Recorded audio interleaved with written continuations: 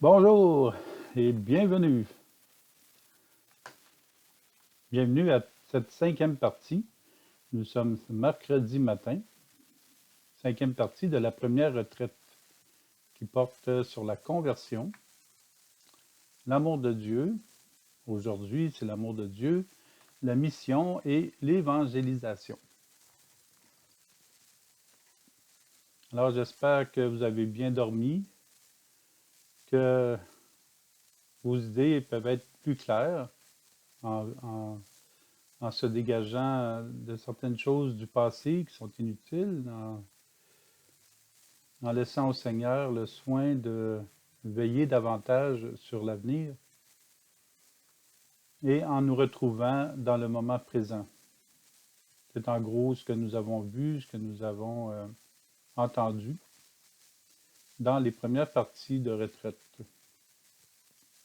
lundi et mardi. Alors aujourd'hui, nous allons commencer avec l'amour de Dieu, l'amour qui est tout. C'est l'amour de Dieu qui est en nous et que parfois on ne sait pas comment l'observer ou comment le rencontrer ou même comment le recevoir. Et on va essayer de donner des idées, des moyens de mieux percevoir l'amour de Dieu en nous, qui est très différent de l'amour d'un animal ou l'amour d'une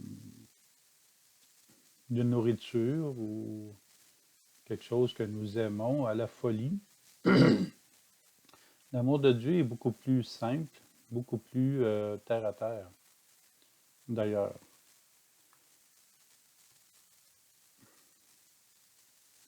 Alors, on va commencer en disant que l'amour est malmené et très souvent refusé, que ce soit conscient ou non. Pourtant, Dieu est amour. Et si Dieu est amour, pourquoi semble-t-il manquer d'amour sur la terre?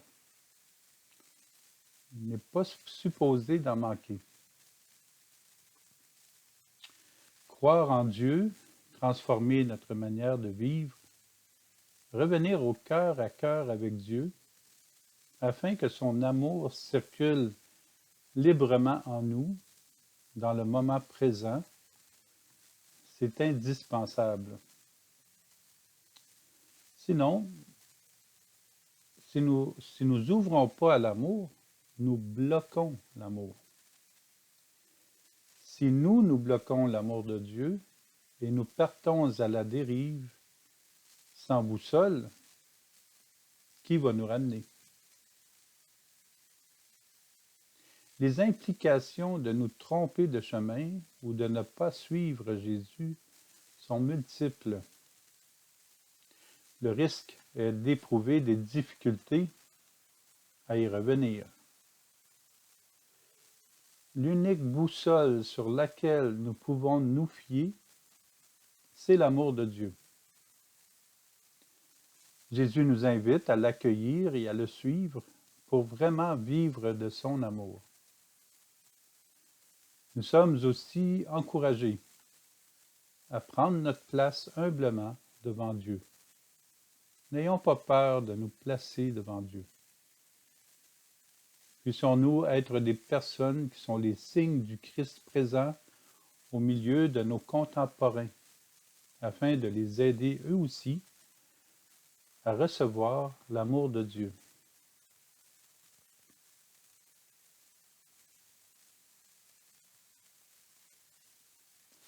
Paul nous livre un très beau message. C'est Dieu qui nous a fait. Il nous a créés dans le Christ Jésus en vue de la réalisation d'œuvres bonnes qu'il a préparées d'avance pour que nous les pratiquions. Dieu nous a fait, il nous a créés en Jésus-Christ. Quelle puissance dans ces quelques mots. Nous vivons habituellement dans une maison et nous revenons toujours dans cette maison. Notre réelle maison est en Jésus-Christ. Nous sommes vrais lorsque nous nous établissons en Jésus-Christ. Marie et tous les saints et saintes sont aussi dans le royaume de Dieu et ils veillent sur nous pour nous aider à nous rendre constamment à Jésus. Tout est là, présentement offert à nous gratuitement pour nous conduire à Jésus. Il y a une deuxième partie dans le texte que je viens de lire de Paul aux Éphésiens, chapitre 2, verset 10. Dieu nous a créés dans le Christ Jésus en vue de la réalisation d'œuvres bonnes que lui a préparées d'avance pour que nous les pratiquions. Ce détail est très important.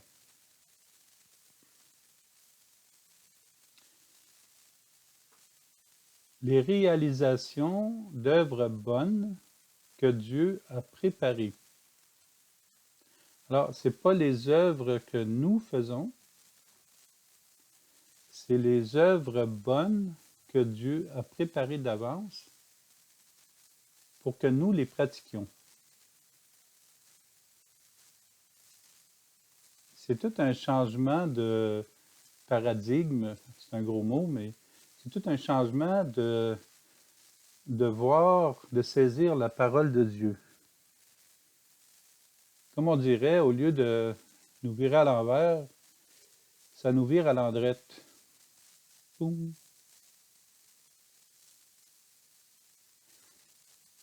Dieu nous a créés en Jésus-Christ en vue de la réalisation d'œuvres bonnes qu'il a préparées d'avance. Dans la mesure où nous entrons dans les œuvres bonnes que Dieu a préparées d'avance, nous allons ressentir la paix, nous allons être libres. Quand on ne ressent pas la paix, nous ne sommes pas dans ces œuvres bonnes que Dieu a préparées d'avance.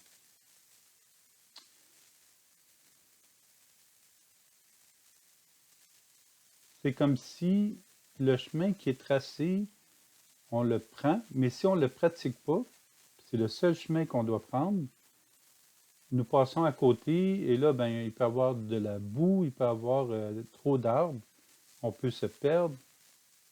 Tandis qu'en suivant cette voie qui est droite, on est toujours à l'aise. Parce que c'est le seul chemin. Et nous avons tendance à vouloir divaguer, à vouloir nous ressortir du chemin. Très intéressant ce bout de texte. Pardon.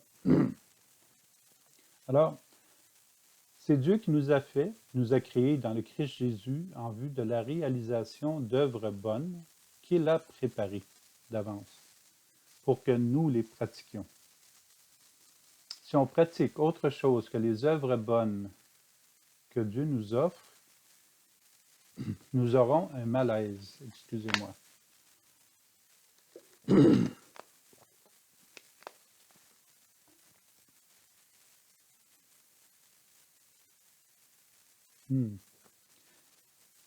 Alors, ça dit beaucoup, hein? Ça dit à quel point on a à être ajusté, à nous laisser ajuster par l'amour, par le cœur de Dieu.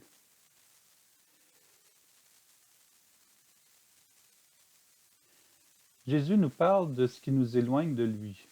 Il ne nous parle pas de l'argent nécessaire dans le prochain passage, mais de ce qui nous arrive par un gain égoïste. C'est encore quelque chose qui nous sort de la route, qui nous sort des œuvres bonnes. C'est un avertissement. Gardez-vous bien de toute avidité, car la vie de quelqu'un, même dans l'abondance, ne dépend pas de ce qu'il possède. Luc chapitre 12, verset 15. La vie de quelqu'un, même dans l'abondance, ne dépend pas de ce qu'il possède. Une personne, dernièrement, m'a écrit, puis elle voulait m'offrir 2,5 millions d'euros. Et moi, je vais toujours vérifier sur la page, par exemple Facebook. La personne vit en Angleterre, Dans son écriture, je détecte un accent français et sa banque est en Afrique. Bon, ça pourrait être facile de dire, ah ben oui, la personne me mettait sous pression en disant qu'elle avait le cancer terminal et qu'elle voulait donner son argent à une œuvre bonne. Mais au début, quand elle m'a demandé qui j'étais, premièrement, elle ne savait pas qui j'étais et pourtant sur Facebook, c'est clair. C'est pas mal clair d'après la photo là, de Facebook à ce moment-ci. Elle ne sait pas qui je suis. Elle me demande si j'ai des enfants quand je viens d'écrire que je suis prêtre. Alors, des fois, il est bon de nous garder de toute idée qui nous dépasse tout d'un coup. Euh, Parce que la vie de quelqu'un ne dépend pas de ce qu'il possède ou de ce qu'on peut me proposer. C'était de quoi devenir confus. Et des personnes se font prendre à donner leurs informations personnelles de banque et se font voler leur argent. Alors, j'ai senti le piège. Je vivais dans le moment présent. J'étais à l'écoute de ce que la personne m'a dit. Et je préférais ne pas répondre. Si c'était quelqu'un de près qui veut faire un don ou remettre un héritage, mais la personne, normalement, elle entre en contact d'une manière différente. Elle va m'appeler, elle va m'écrire, il va y avoir une relation quelque part, mais d'arriver comme ça d'un autre pays, ça regardait pas bien, mettons. Si nous poursuivons l'argent ou quelque chose qui ne nous conduit pas à Jésus, nous nous éloignons de lui. Quelles sont nos poursuites, nos rêves, desquels nous pensons devenir heureux, mais qui nous détournent de Dieu? Est-ce que nos poursuites nous conduisent à tourner en rond? Sont-elles vraiment nécessaires? Ou bien, est-ce que nous poursuivons notre chemin avec des croyants dans la maison de Dieu à faire ses œuvres qui sont bonnes? Non pas mes œuvres. Le chemin avec des croyants dans la maison de Dieu en faisant ses œuvres. Maintenant, c'est une réflexion que Dieu propose à Job. Elle peut aussi nourrir notre réflexion de ce matin. Le Seigneur s'adresse à Job du milieu de sa tempête. Il lui dit, « Quel est celui-là qui obscurcit mes plans par des propos dénués de sens? Quel est celui qui, sans rien connaître, défigure la providence? » Dès que nous sortons du plan de Dieu, nous devenons dénués de sens. Nous perdons le sens, nous perdons la réalité. Et c'est vraiment pas long, hein? Ça peut prendre quelques secondes, comme la personne qui m'invitait à recevoir une fortune. Quel est celui qui, sans rien connaître, défigure la providence? Sans rien connaître, on ne connaît pas le Seigneur, on n'est pas à l'écoute. Alors c'est presque automatique qu'on défigure sa providence. Si on est à l'écoute, il va y avoir des actes de charité, il va y avoir de l'écoute des personnes, il va y avoir une attention à ce que Dieu réalise en chaque personne. Jésus nous a montré, lorsqu'il est passé dans notre monde, de quelle manière nous défigurons Dieu. Nous risquons d'être bouleversés lorsque nous chassons Dieu. Nous nous exposons à perdre beaucoup pour notre orgueil quand nous reculons de lui. Dès qu'on recule, on avance vers quelque chose qui n'est pas bien, qui n'est pas une bonne œuvre. Nous observons les humains, nous tombons dans les fautes et les péchés du passé à un point tel que nous pensons que Dieu est comme nous. Nous l'entendons partout. Un tel est comme ceci. Un tel est comme cela. Pourquoi suivrais-je des personnes dans l'Église s'ils ne sont pas capables d'être charitables, d'être heureuses. Pourquoi? Nous pensons qu'en observant l'être humain, nous y voyons Dieu. Mais c'est un peu plus simple que cela. L'être humain n'est pas Dieu. Or, il est impossible pour un être humain d'être parfait, autant dans le monde que dans l'Église.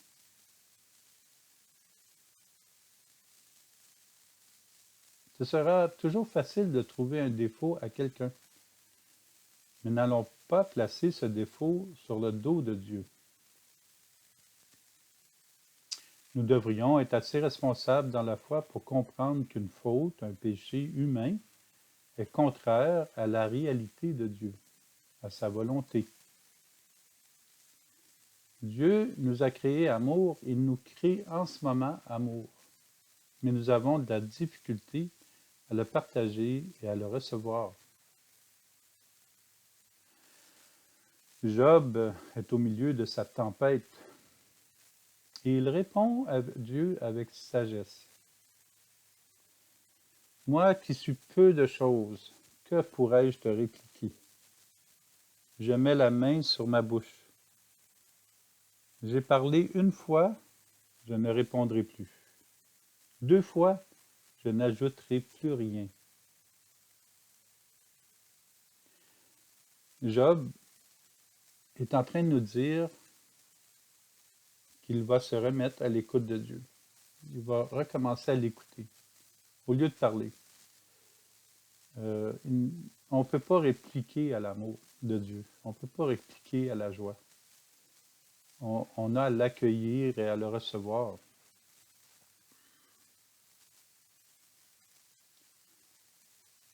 En recherchant le bien, l'œuvre bonne que Dieu place dans l'autre, nous découvrirons aussi le bien en nous et nous avancerons ensemble à la suite de Jésus. C'est trop facile. C'est très facile. Là, j'entends les gens qui disent non, non, c'est compliqué. Non, c'est très facile. C'est nous qui compliquons. Quand on sort de la route de Dieu, on se complique, on va monter des choses, on va faire des grandes patentes, des affaires qui ne se mesurent pas, on va passer à côté du Seigneur. On ne sera pas à l'écoute, on va faire notre affaire. Alors, c'est nous qui compliquons les choses.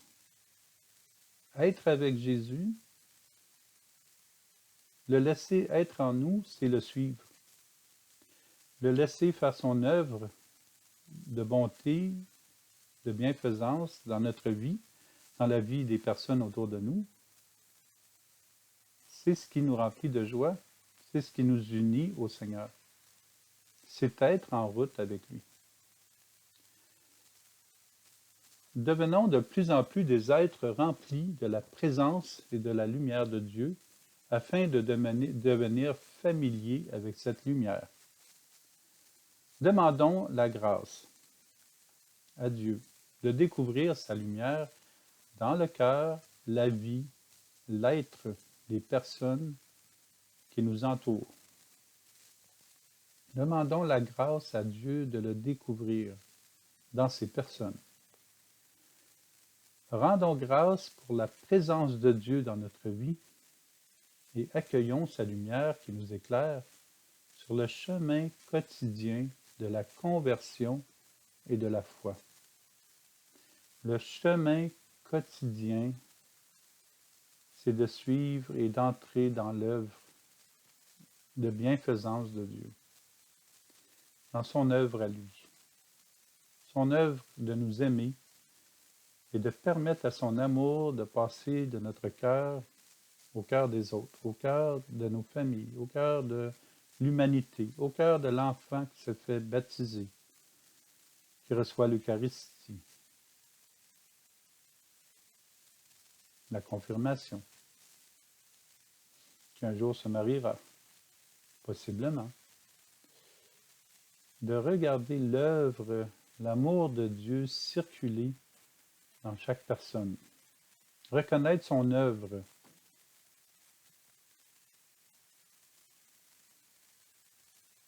Moïse va dans le même sens en parlant au peuple quand il réalise ce que le Seigneur peut faire dans les personnes. N'ayez pas peur, tenez bon. Vous allez voir aujourd'hui ce que le Seigneur va faire pour vous sauver. Car ces Égyptiens que vous voyez aujourd'hui, vous ne les verrez plus jamais. Le Seigneur combattra pour vous et vous n'aurez rien à faire. Bon, c'est sûr que, vu comme ça, avec ce texte-là, ça prend un peu de prudence pour bien le comprendre. Le Seigneur va combattre le mal chez les Égyptiens, mais jamais Dieu va combattre les Égyptiens. Ça, c'est l'auteur qui doit avoir compris que Dieu va avoir combattu les Égyptiens qui leur courent après lorsqu'ils passent à travers la mer Rouge. Le Seigneur combat pour vous. Mais en réalité, le Seigneur ne combat pas les Égyptiens. C'est Pharaon qui choisit le mal en renfermant un peuple, les Juifs, le peuple d'Israël. Pharaon les renferme dans l'esclavage. Alors, ce n'est pas Dieu qui combat les Égyptiens, c'est Pharaon qui combat son propre peuple d'Égypte en soumettant un autre peuple à l'esclavage. C'est très important de faire cette nuance. On ne peut jamais placer le mal sur le dos de Dieu. S'il y a un point important de toute la retraite, c'est celui-là. Dieu est amour. Jamais, mais jamais, il ne peut faire le mal ou permettre le mal. Dans les prochaines retraites, j'y reviendrai. Là, c'est vraiment, je suis persuadé que vous trouvez que c'est un point qui est important aussi.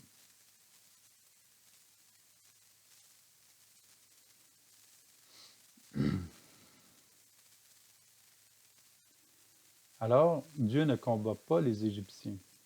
Mais Pharaon, à cause de son cœur endurci, dont Dieu n'a pas endurci, parce que Pharaon, il n'écoutait pas le Seigneur. Il n'était pas dans les bonnes œuvres. Il ne faisait pas des bonnes œuvres. Il soumettait un peuple à l'esclavage. Pharaon dépose son mal, son éloignement de l'amour de Dieu, sur le dos des Égyptiens. Il rend les Égyptiens, son peuple, responsables de son mal à lui. Une personne fait du mal, deux peuples payent pour. Son peuple, les Égyptiens, et le peuple d'Israël. Il rend premièrement les Égyptiens, son peuple, responsable de son mal à lui. Et ce mal se plaque contre les Israélites. Si le Seigneur combat pour le peuple d'Israël, c'est simplement pour leur donner le courage de leur conviction et de continuer d'avancer sur la route de la foi en Dieu. Cela va les libérer. Alors, c'est pas le combat. Le combat, on appelle ça comme ça, le combat, mais en réalité, c'est l'amour de Dieu qui amène le peuple d'Israël à sortir de l'esclavage et à passer la mer Rouge.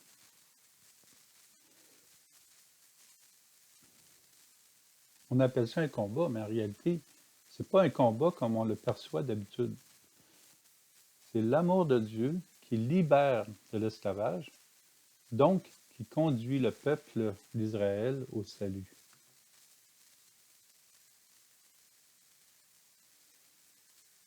La fuite du mal du peuple d'Israël qui est tanné conduit à Dieu. En fuyant l'état d'esclavage dans lequel les Israélites sont depuis trop longtemps, ils se donnent les moyens de reprendre en main leur vie. L'humain a deux choix, se centrer sur Dieu ou s'éloigner de Dieu. Se centrer sur Dieu ou s'éloigner de Dieu. L'image que représente la fuite des Israélites devant les Égyptiens représente le retour à Dieu. Revenir à Dieu, c'est nous placer dans la ligne du bien. C'est vouloir son amour, accepter ce qu'il nous offre de meilleur, ses œuvres. C'est nous laisser élever, puis être embrassés dans la paix par Dieu. Être embrassés par Dieu. Laisser son amour nous embrasser. Un peuple qui est en Dieu est en marche et recouvre sa liberté. Tous les peuples devraient être en chemin ensemble, les deux pieds dans le royaume de Dieu. C'est avec l'amour de Dieu que se transforment les personnes et l'environnement d'un pays. Ils sont en marche. Bien sûr, on va voir des actes de charité, on va voir, mais ça part toujours de l'amour de Dieu. Ce n'est pas l'acte de charité qui fait quelque chose. C'est l'amour de Dieu qui passe et nous l'appelons acte de charité. Mais c'est toujours l'amour de Dieu. C'est avec l'amour de Dieu que se transforment les personnes et l'environnement dans un pays. Ils sont en marche. Quoi que l'humain inventera, c'est toujours l'amour de Dieu qui va permettre à l'humain de réellement se découvrir et se reconnaître aimé par Dieu, se reconnaître devant Dieu. Attachons-nous à cette pensée. Celui qui fait la volonté de mon Père qui est aux cieux, ses bonnes œuvres, celui-là est pour moi un frère, une sœur et une mère. Matthieu chapitre 12, verset 50. Celui ou celle qui aime son frère, sa sœur, sa mère et son père, tous les humains, qui aiment tous les humains, est digne d'être de la famille de Dieu.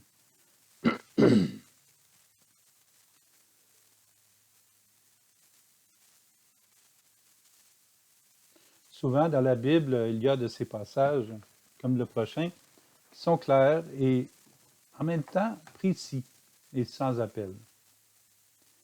Celui qui fait le mal déteste la lumière. Il ne vient pas à la lumière de peur que ses œuvres ne soient dénoncées. Mais celui qui fait la vérité vient à la lumière pour qu'il soit manifeste que ses œuvres ont été accomplies en union avec Dieu. On voit que le mot œuvre revient. Celui qui fait le mal, déteste la lumière. Il ne vient pas à la lumière de peur que ses œuvres, ce ne sont pas les œuvres de Dieu. Il craint que ses œuvres soient dévoilées. Saint Paul, avant d'être converti, il persécutait les chrétiens. C'était son œuvre à lui. Ce n'était pas l'œuvre de Dieu. Alors, celui qui ne vient pas à la lumière ne fait pas les œuvres de Dieu.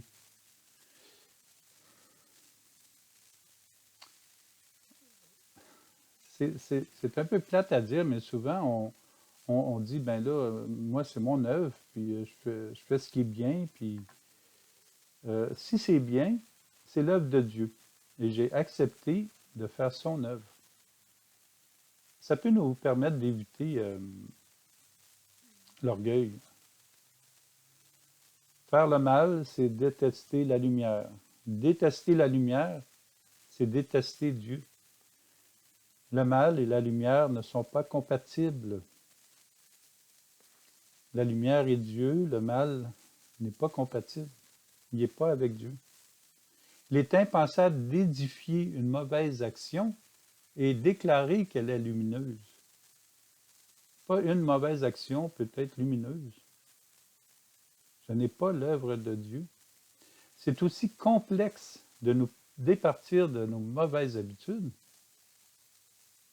Lorsqu'elles ne semblent pas trop dommageables, nous avons tendance à les oublier. Et pourtant, les plus petites mauvaises habitudes peuvent dégénérer en des habitudes malsaines, voire néfastes. Une des habitudes qui est amusante, mais en réalité, on voit le danger du progrès dans une œuvre qui n'est pas bonne. Lorsqu'on était jeune, il y avait des petites cigarettes qu'on appelait Popeye. C'était des cigarettes qui étaient sucrées, c'était des bonbons. Puis on faisait semblant de fumer. Nos parents nous achetaient ça. Mais cette fameuse cigarette qui était un bonbon est en train de créer cette habitude-là en nous, qui fait que nous aurons fumé étant plus vieux. J'ai fumé 7-8 ans, j'ai arrêté à 21 ans. J'ai arrêté en réduisant une cigarette par semaine. Je comptais les cigarettes que je fumais par jour et j'ai commencé à réduire d'une cigarette par semaine. Mais cette toute petite habitude qu'on ne pensait pas mauvaise de manger des bonbons a dégénéré en une habitude malsaine, néfaste pour les poumons. Ça ne prend pas grand-chose. Et ce n'est pas une œuvre qui est bonne. Or, il est important de veiller sur nos habitudes et dénicher celles qui peuvent causer du tort. Si elles causent du tort aux autres, elles nous procurent aussi du mal. Celui qui aime la vérité vient à la lumière pour qu'elle soit manifeste, que ses œuvres ont été accomplies en union avec Dieu, que ses œuvres ont été accomplies en union avec Dieu. Nous avançons dans la foi seulement avec la lumière de Dieu. Et là, nous savons que les œuvres viennent de lui. C'est ça, faire la vérité. C'est ça, être dans la réalité. Nous départir de nos mauvaises habitudes, c'est permettre à la vérité d'être générée dans notre vie. Nous la percevons, nous l'observons, nous observons la vérité, la lumière, la bonté de Dieu. La lumière de Dieu nous aide à bien discerner les enjeux de la vie. D'ailleurs, lorsque nous nous sentons mal après une mauvaise action, il est temps de vérifier si c'est réellement bien ou mal, vrai ou faux. Un bonbon. Est-ce que c'est vraiment bien ou est-ce mal? Est-ce que c'est vrai ou faux? Y a-t-il un mensonge? Il serait bien de prendre le temps d'y trouver des solutions. Réaliser ce discernement et vouloir revenir dans le bien, c'est nous laisser améliorer par Dieu.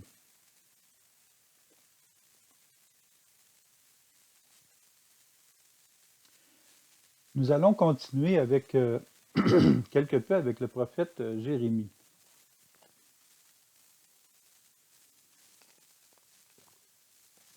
Vous voyez que les passages bibliques sont différents, sont choisis autant dans l'Ancien que dans le Nouveau Testament, mais nous gardons toujours le même sujet, notre relation avec Dieu, à quel point on laisse passer l'amour de Dieu en nous. Jérémie a une très belle relation avec Dieu. Nous ressentons qu'il est comme un fils qui parle à son père. Seigneur, tu m'as fait savoir, et maintenant je sais. Tu m'as fait voir leurs manœuvres. Alors les manœuvres qui ne sont pas des œuvres de Dieu. Plus Jérémie est près de Dieu, et plus l'Esprit de Dieu le guide au travers des difficultés et des peines. Dieu l'aide à manœuvrer au milieu de personnes qui le blessent et qui ne semblent pas à l'écoute du Seigneur. Alors, Jérémie n'est pas bien entouré. Par contre, cela n'empêche pas que le prophète de Dieu sera persécuté parce qu'il dérange à transmettre les vérités de Dieu. Jérémie, il dit, « J'étais comme un agneau docile qu'on amène à l'abattoir. » Il ressentait la pression, il ressentait cette vengeance sur lui. Ce que les jeunes font à l'école des fois, là, ou même les adultes, bon, qui s'en prennent à un continuellement. J'ai le mot en anglais, là, mais bullying, bon, Bon, je reviendrai avec le mot. Jérémie, chapitre 11, verset 19. J'étais comme un agneau docile qu'on amène à l'abattoir. Ce texte préfigure ce que le Christ vivra. J'étais comme un agneau docile qu'on amène à l'abattoir. La seule différence, c'est que Jésus n'est pas comme l'agneau, mais il est l'agneau qui sera conduit à l'abattoir à cause du mal dans le monde et dans le seul but de nous sauver. Le psaume nous dévoile la même pensée. Seigneur mon Dieu, tu es mon refuge. On me poursuit. Sauve-moi, délivre-moi. Sinon, ils vont m'égorger, tous ces fauves, me déchirer, sans que personne me délivre. Le mot que je cherchais, c'est intimidation. Alors, c'est de l'intimidation que les gens vont faire à des personnes qui cherchent à transmettre la vérité, à transmettre l'amour de Dieu. Alors, le plus beau réflexe que Jérémie a, c'est de se confier au Seigneur, de placer sa confiance en lui. Et c'est là que Jérémie est lumineux. Ce qu'il nous dit, c'est lumineux. C'est de placer sa confiance dans le Seigneur malgré tout. Il nous fait penser aux deux veuves d'hier après-midi. Jérémie dit, c'est à toi, Seigneur, que je remets ma cause. Jérémie n'a pas commencé à combattre, il n'a pas commencé à aller contre les personnes. Il a pris toutes les personnes, il les a remis au Seigneur. Je te remets ma cause. Seigneur, tu vas t'en occuper. Moi, je ne peux pas faire ça. Ça, c'est une œuvre qui est bonne. Nicodème nous permet aussi de réfléchir et de comprendre que des gens peuvent condamner des personnes sans tout connaître d'elles. Nicodème est touché par Jésus. Il y avait un homme, un pharisien nommé Nicodème.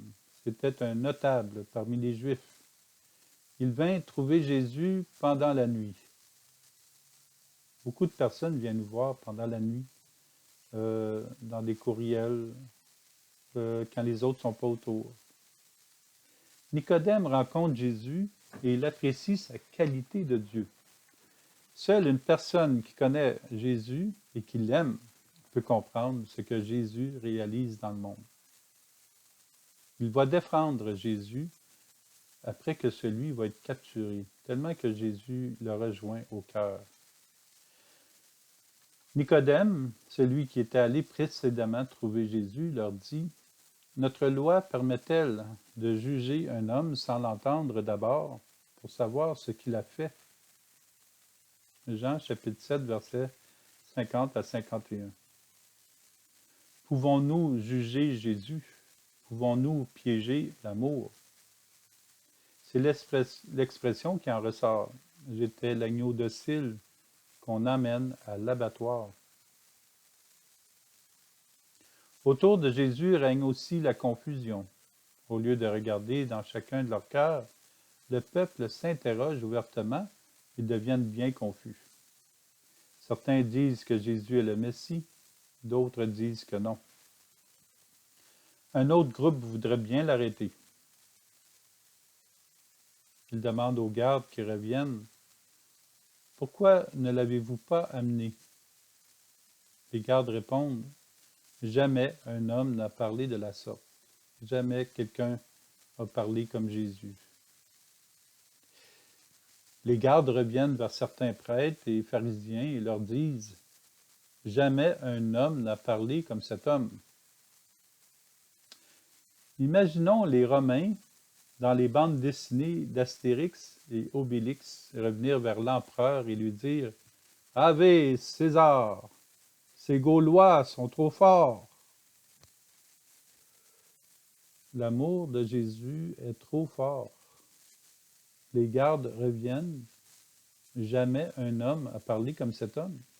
L'amour de Jésus est trop fort et pourtant, l'amour de Jésus, il n'y a rien de plus doux. L'amour de Jésus ne condamne pas. L'amour de Jésus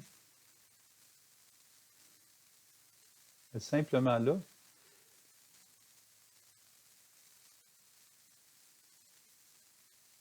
Il ne veut pas de mal à personne. Son œuvre est bonne. Comment les gens font pour ne pas le reconnaître?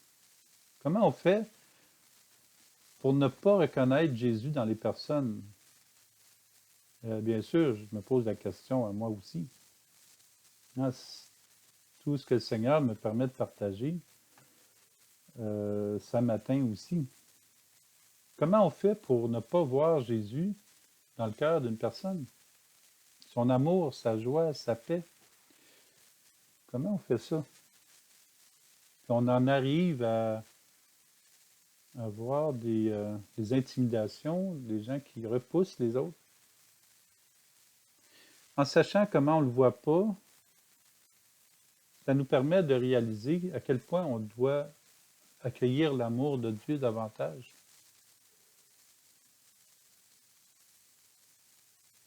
Cet homme parle tellement bien qu'il nous bouleverse les entrailles. Il est tellement véritable qu'il nous comble de sa présence.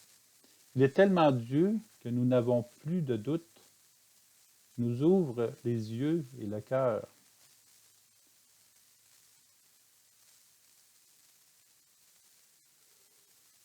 Accordons à Jésus, le grand prêtre de l'Alliance éternelle, de nous combler de sa présence, d'ouvrir notre cœur, de dissiper nos doutes. Demeurons dans la joie et l'espérance de voir l'Église remplie de personnes renouvelées par la grâce. Nous avons le droit de sourire, nous avons le droit d'être dans la joie, nous avons le droit de recevoir l'amour de Dieu, puisque nous l'avons déjà. Que Jésus soit connu et dévoilé dans les prochaines générations. Que chaque fois qu'on voit une joie, on saisisse que c'est Jésus qui passe, une vraie joie. La paix, l'amour. L'amour est là en ce moment, dans le moment présent. Alors cet après-midi, nous allons continuer à développer ce sujet sur l'amour de Dieu, à savoir que l'amour est là, l'amour est présent en ce moment, et on fait juste y penser à l'amour, à se laisser aimer et à le laisser circuler, et le monde, dans l'humanité complète, reçoit cet amour en ce moment. Mais si nous sommes tristes ou nous sommes fermés, nous ne permettons pas à cet amour-là de passer et ça nous bloque. L'amour a besoin de circuler. Si j'ai un blocage contre quelqu'un, je bloque l'amour en moi. Et l'amour ne circule pas, alors ça me fait mal. L'amour a besoin de circuler. Alors, si ça me dépasse, je le donne au Seigneur, je donne toute la situation au Seigneur et je lui permets de libérer ma mémoire. Et si ça revient, ben Seigneur, je te l'ai donné. Alors, continuons de méditer sur le fait que Dieu est amour, et à quel point on a parfois pas fait les œuvres que Dieu veut, mais les œuvres que nous voulons. Et à chaque fois qu'on fait des œuvres que nous voulons, nous sommes à côté de la traque, à côté du chemin. Et ça devient toujours de plus en plus difficile tant qu'on ne lâche pas prise et qu'on revienne dans le chemin rapidement, le plus vite possible, en ce moment. Wow! Me laisser aimer en ce moment. Il n'y a pas de passé, il n'y a pas de futur, sauf ce qui m'a aidé dans le passé ou ce qui est quand même nécessaire là, à travailler pour le futur. Mais à me laisser aimer pour que le Seigneur continue à nettoyer, purifier, dégager et sanctifier. Alors, bonne matinée, bon dîner, et je serai de retour cet après-midi pour la suite de cette partie sur l'amour de Dieu. Merci, à plus tard.